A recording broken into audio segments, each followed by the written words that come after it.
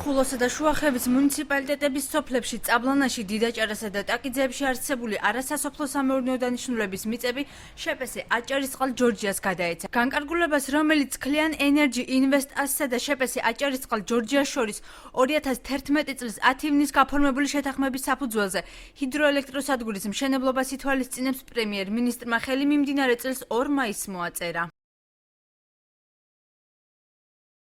ჰესების სამშენებლო სამუშაოები აღნიშნულ სოფლებში უკვე დაწყებულია, თუმცა აჭარის მთავრობაში ამბობენ, რომ მოსახლეობასთან მოლაპარაკებების პროცესები გრძელდება. განმარტავენ, რომ შეთანხმება მხოლოდ სოციალური პროგრამების განხორციელების კუთხითაა დარჩენილი. ჰესის აშენების წინააღმდეგ პროტესტი კი აღარ არსებობს. რამოდენიმე სოფელთან დღესაც მიმდინარეობს მოლაპარაკებები მოსახლეობასთან. პრინციპულად იმაზე, რომ ჰესები უნდა აშენდეს, ყველა ვთანხმდებით. შესაძლებელია რამოდენიმე მოსახლე ამათ სოფელში იყოს, რომელიც კატეგორიულად ეწინააღმდეგება, თუმცა ბუნებრივია ეს საერთო სურათს ვერ ცვლის. მინდა გითხრათ, რომ ძირითადი, ასე ვთქვათ, საკითხი, რაზეც მიმდინარეობს მოლაპარაკება და რაც შეთანხმების საგანი უნდა გახდეს, არის ის სოციალური და ინფრასტრუქტურული პროექტები, რომლის განხორციელების ვალდებულებასაც კომპანია იღებს ამათ სოფელში. იგივე საცხადებენ კომპანია აჭარისწყალი ჯორჯიაშიც და ირწმუნებიან, რომ ფუნდამენტურ საკითხებზე შეთანხმება მიღწეულია.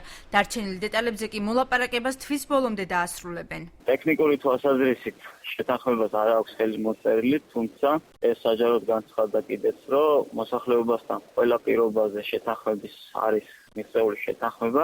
მაინც რაღაც ნიუანსები არის ღიად დარჩენილი, რაღაცა რიგი საკითხები და სამუშაოები დაწყებულია.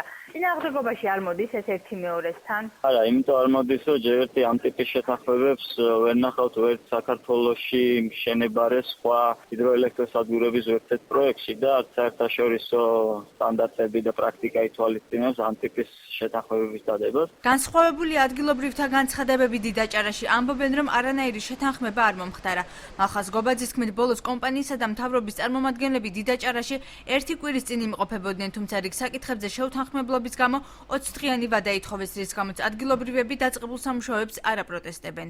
არ არის ინფორმაცია, მაგრამ ალბათ არის მასში ლაპარაკობა, აქ სხვანაირადაა სოფელში ჩვენთან სხვა ინფორმაცია გვაქვს. არანაირი შეთანხმება მაქვს სოციალ პროექტებს პირდები რაღაც მაგი არის არაფერს არ წარმოადგენს რაღაც გზების დახვეშა და ჩვენთვის მაგი არაა მთავარი თემა. მთავარი ჩვენთვის არის იქ ეროზიებთან დაკავშირებული პრობლემები, რაც ჯერჯერობით გადაჭრილია და ეს პრობლემები არ გადაწყდება.